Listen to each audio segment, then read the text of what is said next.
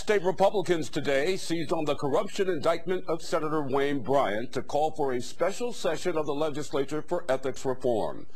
This, as a North Jersey mayor says he'll refile some 24 ethics complaints against lawmakers. As State House correspondent Jim Hooker reports, the developments come a day after U.S. Attorney Chris Christie's office charged Bryant, the former chairman of the Senate Budget Committee.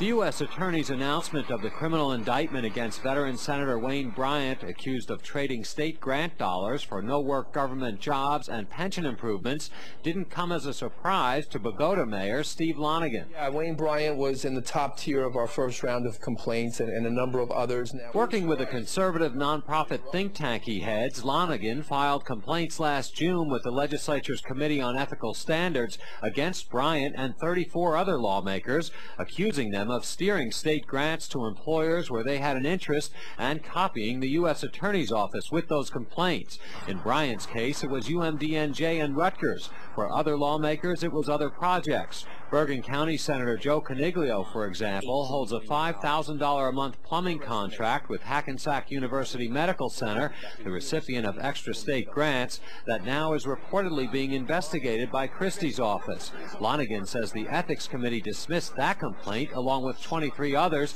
Now the mayor suspects Christie may have been paying attention. Yeah, I believe that my complaints were important in initiating this, and I like to think that I'm glad to get it going.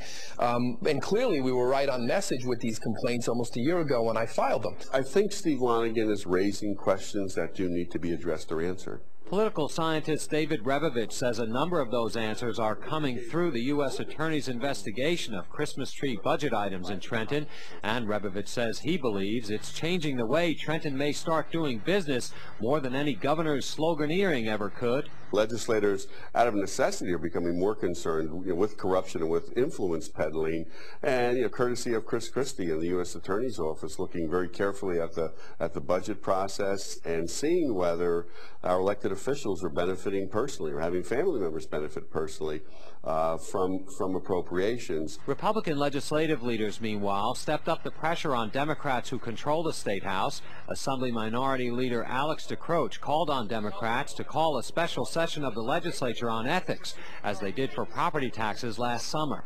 We have 3 senators who have been subpoenaed, one who's been indicted, an assembly member who's been subpoenaed.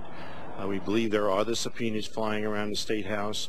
We also know for a fact that a former assemblyman has been involved in a gambling situation. These are people who are supposed to be leading the community and being good examples, not people who are taking advantage of their positions and violating a public trust.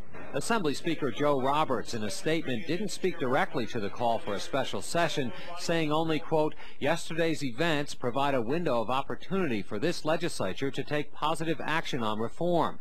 Corruption is unacceptable at any level of government, and all legislators share a responsibility to improve ethical standards in government."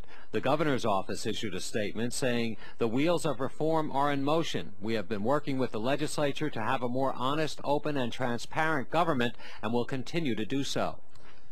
The governor's office late today noted that 2 weeks ago, Corzine signed a bill requiring jail time for convicted public officials. Another bill that stops pension boosting and tacking awaits the governor's signature and is about to become law.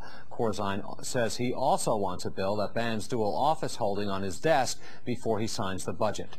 And another prominent state senator is under federal subpoena. Investigators are seeking past real estate records between Essex County Democrat and former Newark Mayor Sharp James and a Newark businesswoman.